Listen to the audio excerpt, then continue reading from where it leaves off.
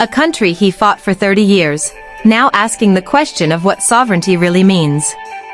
It's a powerful sentence, because it reminds us that sometimes the things we spend our whole lives chasing, protecting, or defending, can still slip through our fingers if we stop paying attention to their meaning.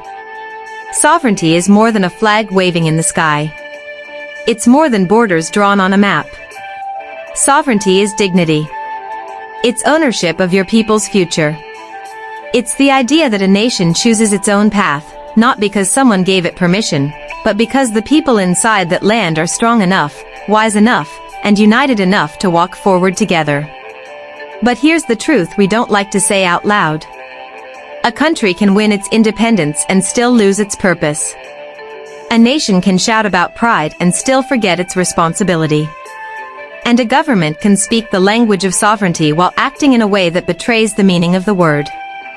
30 years of fighting, 30 years of sacrifice, 30 years of believing that tomorrow will be better.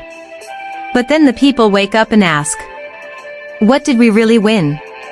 What does sovereignty mean if the people still struggle, if justice is still missing, if leadership stops listening? Sovereignty is not a trophy you keep. It is something you maintain every day through fairness, humility, and accountability. A country is sovereign when its young people feel hope. A country is sovereign when its leaders serve the people, not their own ego. A country is sovereign when its citizens can speak truth without fear, when growth is shared, when peace is protected. And maybe, just maybe, the real question is not do we have sovereignty?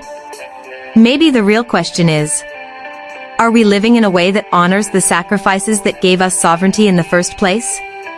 Because 30 years of fighting for a country means nothing if we forget to fight for the people who live in it. 2. Motivational version. Short, strong, inspiring. A country he fought for 30 years is now asking, what does sovereignty really mean? And that question is powerful, because it pushes us to rise. Sovereignty isn't about flags or speeches. It's about purpose, unity, and the courage to build something better. If a nation can fight for 30 years, it can rebuild. It can grow. It can stand tall again. The past gave us freedom. Now we must give it meaning. True sovereignty starts when the people believe in themselves, when leaders lead with honesty, when citizens stand with dignity, and when everyone chooses hope over fear. 30 years of struggle wasn't the end. It was the beginning of who we can still become.